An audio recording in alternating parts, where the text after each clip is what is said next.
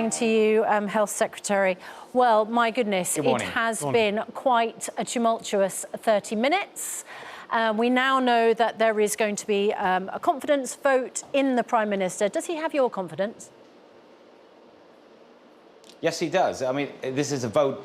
I didn't want to see it, but obviously this is a decision for my colleagues collectively. As we heard from Graham Brady just moments ago, the threshold that's needed of 15% of parliamentary colleagues has been breached, and he's rightly called a vote. And like, I respect all my colleagues. We're a very proud democratic party. I understand some of them, I can understand why they're frustrated, and if they want to vote, then they're entitled to one. And I support the Prime Minister. There will be a vote this evening, as I understand it. The Prime Minister will speak to colleagues. He will make a case, a very strong case, and I think also remind them, rightly, that our party is at its very strongest when we're united behind our leader. We are a formidable force that goes on to win elections and to improve the lives of the British people. You say you support him. Almost exactly 3 years ago, in June 2019, in your pitch for the leadership of the party, you just said he was yesterday's news. So what's changed your mind? Look, as I say, we're a proud democratic party. When we had our last leadership election, I, alongside others, Jeremy Hunt and other colleagues, we made a case alongside Boris Johnson. But Boris, rightfully won because that's where the support was of the party. And more importantly, he then went on in 2019, that same year, to have a general election which delivered one of the biggest Conservative majorities that we've ever seen.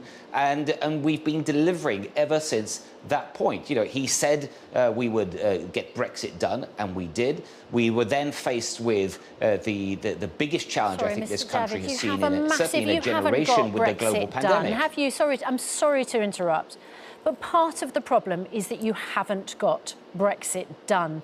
We have this huge issue with the Northern Ireland Protocol. And one of your former colleagues, Jessie Norman, the former Treasury Minister, has sent this letter. It's an excoriating letter to the Prime Minister.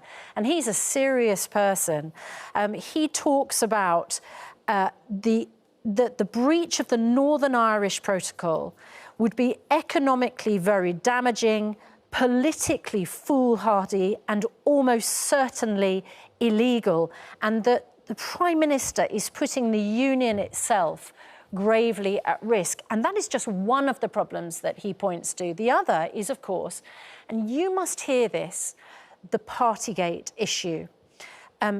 People keep saying, well, the Sue Gray report wasn't as damning as we were afraid it might have been. Jessie Norman says that the Sue Gray report did not vindicate the Prime Minister, and to suggest that it did is grotesque. These are serious, suppurating wounds, aren't they? Look, I haven't seen the letter that you refer to, but I've heard carefully what you've just said.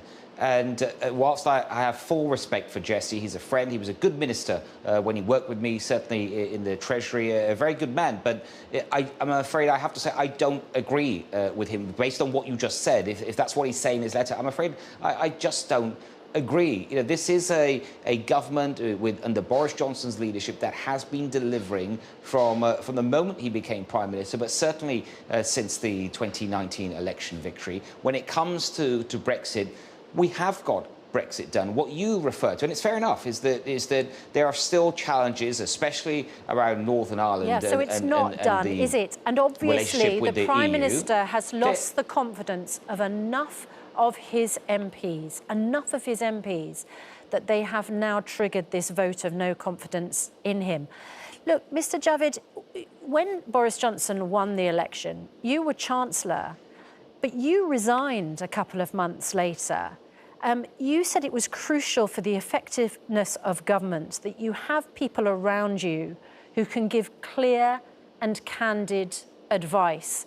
I remember interviewing you on this programme back in December 2021 when Allegra Stratton stood down simply for the crime of holding a mock press conference that never actually deliberately went out on air, joking about how she was going to explain away the parties. And when we asked you, did you know about these parties, You said you didn't know if there were any parties. We now know there were a ton of parties. I mean, at least 16 gatherings at Downing Street and Whitehall. Do you think that the Prime Minister has given you clear and candid advice? Yes, I do. I think that when you refer to when we all sort of first learned around the time Allegra resigned, around the goings-on or reports of, at least at that time. Since then, we've had many of them confirmed, as you rightly say, by the report that the Prime Minister himself commissioned. We've also rightly seen a police investigation, and that's been correct. The police must be allowed to do whatever they want to do, Javid, unhindered there was one person who ministers. attended a number of those gatherings, and that was the Prime Minister. Back in December 2021, you said you didn't know if there had been gatherings. The Prime Minister could have told you. So I ask again, do you feel you got clear and candid advice from the Prime Minister? Yeah, yes, I do. And the reason is because as the Prime Minister You needed a report has, to tell you what the Prime Minister already knew? The Prime Minister has been clear with the public as well. After the Sue Gray report was published, you'll recall he came to Parliament for a number of hours, answered loads of questions, but was very clear in his statement about what he felt at the time. He gave his explanation for those events, why they took place, subsequent changes that they've made. So I think the Prime Minister has been very clear about that. Well, the other thing that's very clear are these number-crunching poll figures. Let's just quote them to you. This may well be behind the number of letters that have been received by the 1922 committee. Back in July 2019, 31% of people in the electorate asked said that they thought that Mr Johnson was behaving badly. Just over 30%. When that same question was put to them a month ago in May, it was nearly 70%. That's how much confidence has been lost by the public in the Prime Minister. And that actually, never mind Partygate, that's your big problem, isn't it? Look, there is no doubt that when we look back, especially during the pandemic, as a consequence of the pandemic, did we get every decision right? We didn't. The Prime Minister's been clear about that. Did we get the big decisions right? We did. Not least, for example, the vaccination programme, which I would say as Health Secretary is going to be easily one of the most successful in the world. And as we now look ahead, we have challenges. I'm standing here today in Kingston Hospital. There's a brand new CT scanner right behind me, part of the billions that we're investing in dealing with the COVID backlogs. And that's one of the big challenges ahead. That's what I want to be focused on. We've got war on the continent of Europe, and we've got to respond to that, support our allies. So people want a government that is rightly going ahead and dealing with the big challenges that we face. And that requires a united party. So today's vote that you've asked me about is an opportunity to unite. 70% of people asked don't want Mr Johnson to be leading that government. Can I just put this to you? You'll know your Conservative Party history. Margaret Thatcher won a vote of no confidence, and 8 days later she resigned. Theresa May won a vote of no confidence, and 6 months later she was gone. John Major won a vote of no confidence, and not that long afterwards, the electorate kicked him out. How long do you give Mr Johnson now that this vote of confidence is happening? Because as I've been saying in the programme to other people, it's the black spot, isn't it? You get a vote of no confidence, doesn't matter if you win it, it's the black spot.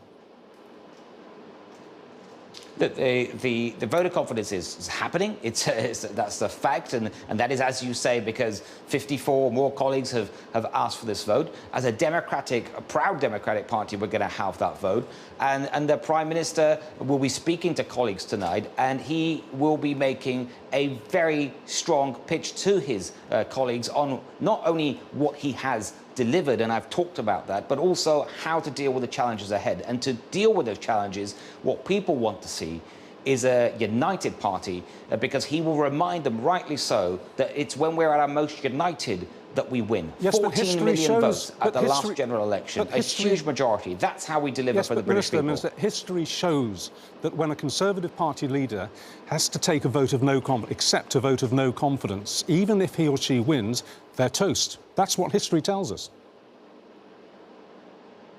Well, look, this is an opportunity for colleagues to express their views in this democratic process, but then to unite behind the Prime Minister. I think he will win the vote, so it's an opportunity to unite behind him and then to get focused again and end all this frenzied speculation. So I see this as an opportunity to unite. I'm pleased, actually, I'm grateful to Sir Graham Brady that he's set out a timetable where the vote actually takes place today. The last country it needs is more of a speculation around leadership. We've got a leader, he's delivering, and we need to use that to deliver for the British people. Sajid Javid, thank you very much indeed for joining us this morning. I think sticky wickets and batting come to mind. Yeah. That was a tough call for him. Yeah, it could be a tough call for Boris Johnson later on today because, as you say, history shows that even if you win the vote of no confidence, that's no guarantee. It's happened 3 times.